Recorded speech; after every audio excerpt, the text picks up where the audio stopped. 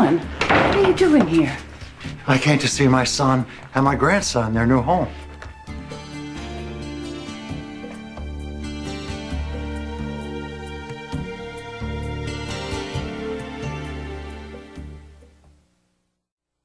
Hello, Jason. Get out. I just came to say I said leave. Look, I know we had a difficult encounter the last time, but I've changed. I'm in recovery now. You're a liar. You leave or I'm going to throw you out. No one is going to keep me from my grandson. Alan, please. Robin, you take Michael upstairs and stay with him? No, it's not going to be necessary. Alan, you can't stay. I was hoping for a new beginning. I never dreamed you had so much hostility in your heart. Just go, Alan. I'm just going to say hi to my grandson.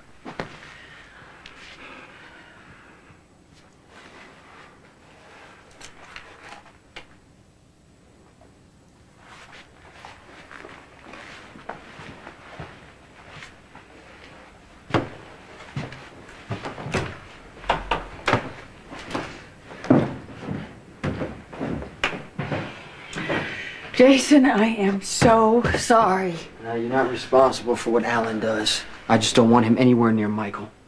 I hear you. May I come back and visit Michael? Yeah, just call first, okay? Really, I am so sorry. It's okay. Like Jason said, it's not your fault. Well, the house is great. Thank you.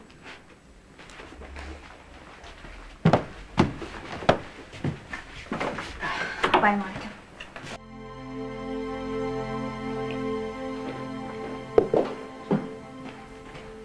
What the hell were you thinking showing up at Jason's like that? I went to visit my son and my grandson.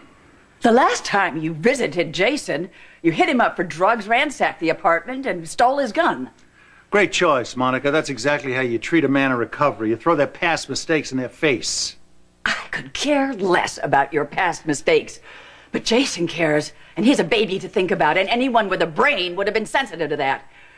You showing up with a potted plant, you managed to sabotage an already horrible relationship with our son and ripped apart what I have been bending over backwards to try to build. He's not your son. He's my son. He is my son.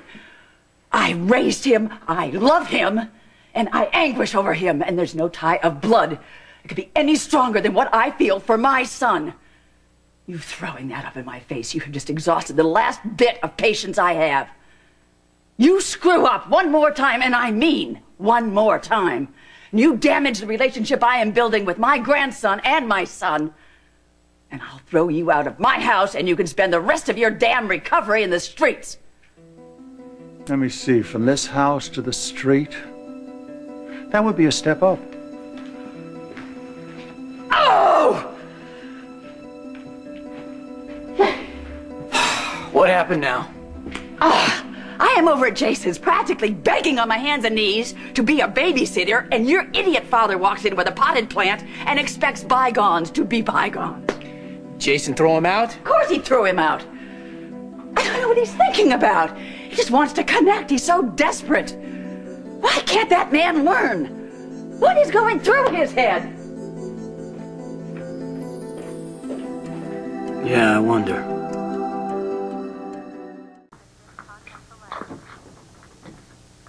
Alan?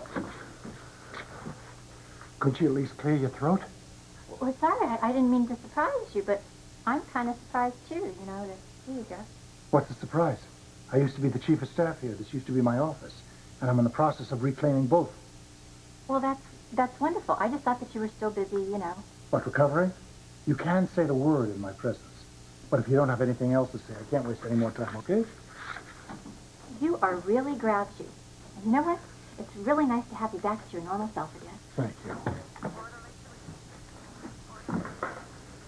Look, if you've got nothing better to do, why don't you scare me up a few copies of the last few board meeting reports? Sure, but first, just a couple things like, please, don't move Sheila. She gets very Sheila?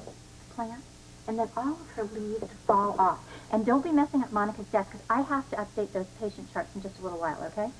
Could you please? And don't clear Monica's color ID box.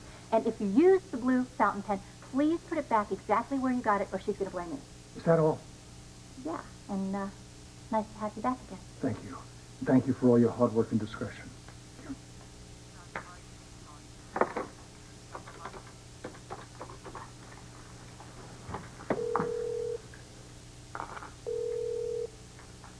Yeah? It's me again.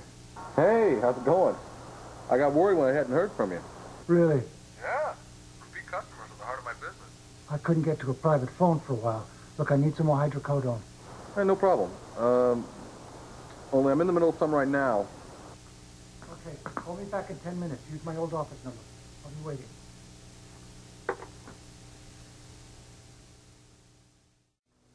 Alan, I brought you those reports that you asked me for, and I arranged them for you chronologically. Thank you. Then I brought you a whole bunch of stuff that you didn't actually ask for, but I kind of thought that it was important. It's like birth announcements and engagements and weddings and the interns. Do you want me to get that? No, thanks. I'm expecting a call.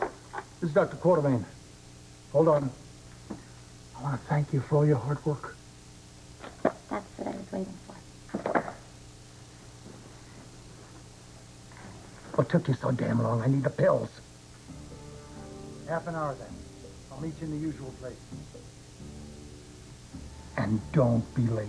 I'm a busy man.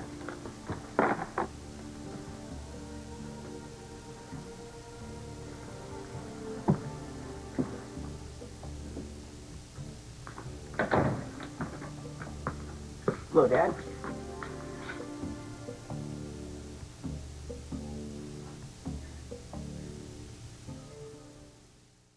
AJ, what are you doing here? I was just coming from an AA meeting. You never stop needing them. I know. Of course, I can't go to meetings here. Right. Keep it anonymous in public, but open at home where you feel safe, understood, and loved. Right. Yeah. Hey, you know, I have time for a cup of coffee. I can't really do that right now. I just had a call from a friend at NA, and he feels like he might have a slip, so I said that I would go and meet him and kind of talk him through it. Isn't it a little premature to be someone's sponsor? It's not really, formal, but this guy, Roy, that's his name, he's been in really bad shape lately, and we're both doctors, so how could I turn him down? Yeah, it sounds like Roy needs help. Well, don't we all? Yeah. So I'll see you at home, okay? Okay. Yeah.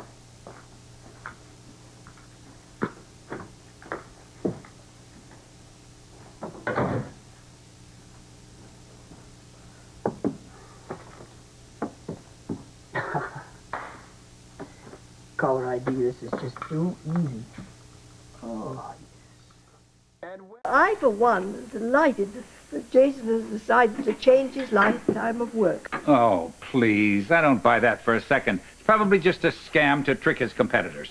Robin wouldn't go for that. As a matter of fact, I think this is all her influence. She's a wonderful young woman. And as far as I'm concerned, this is the best news that this house has had in a very long time. What's good about it? Even if Jason has gone legitimate, there's now no way that we're going to get custody of our little great-grandson.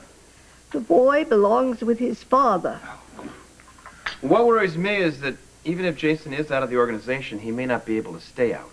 I mean, it's not like he's dealing with ordinary people who keep their word. like you and Grandfather? Hey, I'll have you know that I have never broken my word during a business deal in my entire life. Alan, you're awfully quiet, dear. Are you feeling all right? What? Just wanted to know if you're feeling all right. I'm fine. I'm just interested in this pamphlet I got the other night at Narcotics Anonymous.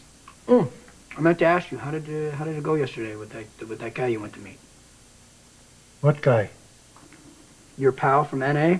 You know, the one who really needed your help? Oh, Roy, yeah. It went great. Yeah, he just was having a weak moment, so I helped him through it. Alan, I'm a little surprised you haven't mentioned anything about Jason's new lifestyle.